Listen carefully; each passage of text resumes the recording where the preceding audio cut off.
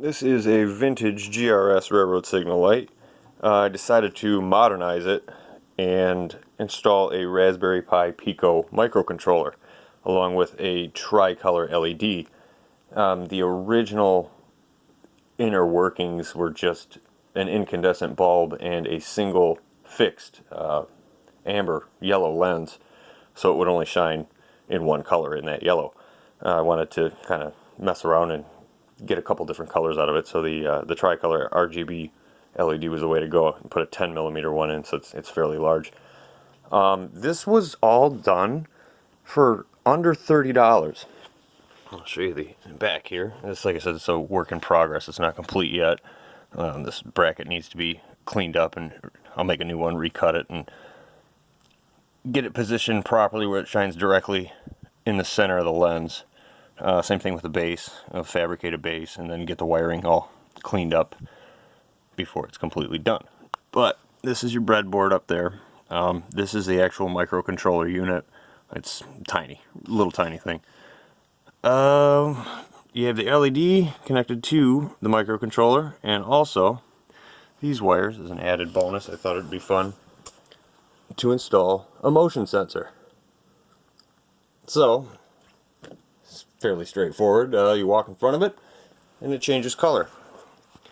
Used a Raspberry Pi 4 to program it. Actually, my girlfriend Rachel did the programming and the coding for it. Real simple coding to write. I'll include that in the link or in the comments below. But yeah, I'll fire it up for you and show you how it works. It starts red. We have it programmed to start red. Let me turn this light up here. And it'll kick to green is where it usually sits. And then when it detects motion, it flips back to red, holds red for 10 seconds, and then goes back to green. But there's endless combinations of different things you can do with these things, especially like with the tricolor LED. You can make almost any color with these things, so possibilities are endless. But it's, like I said, a real neat little project. This didn't cost anything. It's amazing, these little controllers and these parts, under $30 for this. It's pretty legit.